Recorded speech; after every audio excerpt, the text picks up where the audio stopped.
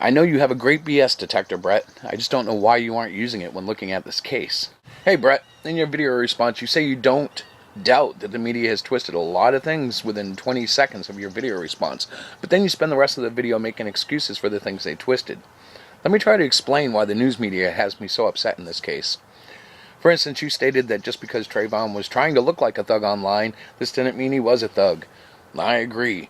You also claim that many kids do this and it isn't who they are, basically making it sound like a phase. And again, I agree with you completely.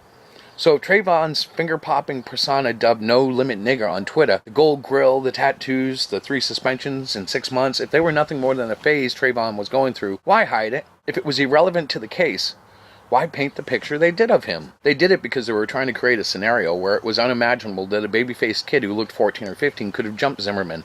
They were trying to outrage their audience, bringing them to a frenzy, and as we all know, they succeeded. Now, I'm not saying Treyvon deserved to be shot, and I think Zimmerman should have been arrested that night, charged, and if it was actually self-defense, that would have been determined by a judge and jury. But me and you, we weren't there. We really don't know what happened that night, other than what we hear and what we perceive through the various reports, such as the 911 calls, the videotapes, testimonies, and so on. Zimmerman's story is that he was headed back to his truck when Treyvon jumped out at him. Okay, so let's think about that. If I look at the news media's general take on Treyvon, it seems almost inconceivable that Treyvon would attack Zimmerman. These days, people have backed off the idea that Treyvon didn't jump Zimmerman. Now, the spin is that Treyvon must have been fighting Zimmerman because he had no choice. It must have been self-defense. Why did it change? Because the news media lied, and as their lies are unraveled, the backpedaling starts.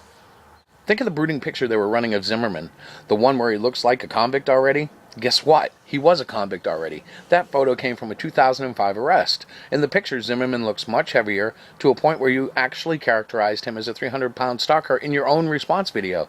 The public in general was led to believe that this really big guy hunted down this really little kid.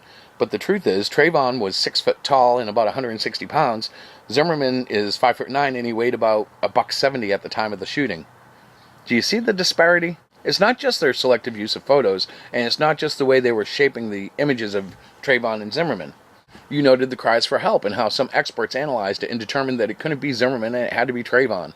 But an eyewitness going by the name of John in the press has stated that it was in fact Zimmerman on the ground crying out for help. Wow. Who do you believe? Does it matter to you that the expert opinions likely won't be admitted into court as evidence because of the poor quality of the recordings, thus rendering the opinions inadmissible? The news media didn't care about that. All they wanted was more fuel for the racial firestorm they started. ABC used video to claim Zimmerman had no signs of injury, only to retract the report later because there were in fact signs of injury in the video. And this week, ABC showed exclusive photos of Zimmerman bleeding from the head that were taken the night of the shooting, showing how sleazy ABC is. It's like shock jock reporting. They don't care if their take on the video was accurate or not. They just want to be the first to report it. And the same holds true about this new photo. I wonder what they will do when the medical records prove that Zimmerman was telling the truth all along about the injuries he sustained that night. I'm not talking about whether or not he sustained the injuries in self-defense, but whether or not he simply sustained those injuries. I'll tell you what they'll do. They will ignore everything they reported previously in the case and hope that the viewers will ignore it too. There was the NBC editing of the audio to make Zimmerman look like he had targeted the kid because he was black, which turned out to be editing trickery. For me, that action made me doubt the accuracy of reports that Zimmerman used effing coon as a racial slur during his 911 call. CNN did 2 separate segments on the audio.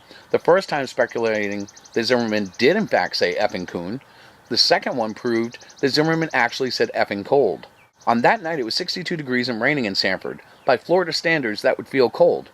I know, I used to live there. That's how it is. The news media needed and needs to tell the truth. It's a responsibility when these organizations do so much to influence the perception of the population. The story should have been, an unarmed teen was shot down by a reckless neighborhood watchman. The details concerning who Treyvon and Zimmerman were should have simply fell where they may.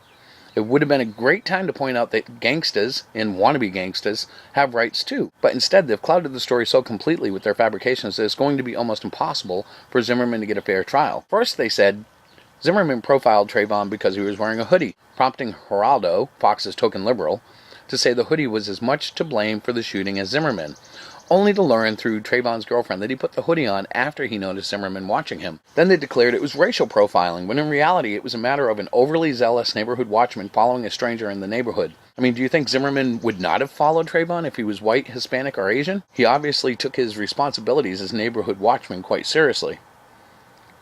Zimmerman will never outlive what happened the night between him and Treyvon. It will forever be seen as a senseless shooting that never should have happened. And that's right, that's what it should be seen as. But to tack on racism to the guy is nothing more than a PR stunt intended to make this case something that it wasn't.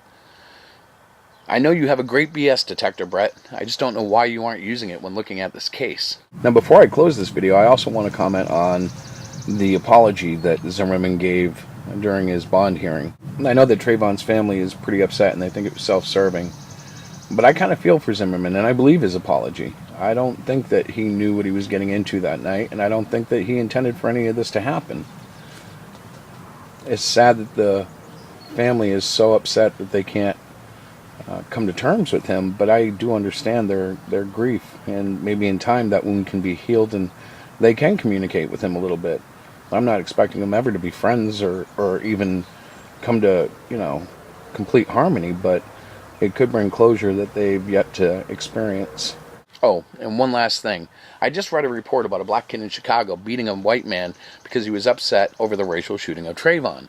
So in my eyes, the news media has at least played a part in the violence being perpetrated by their stories, but the ripple of their lies are far worse than this beatdown, and they're going to be far-reaching, I'm afraid.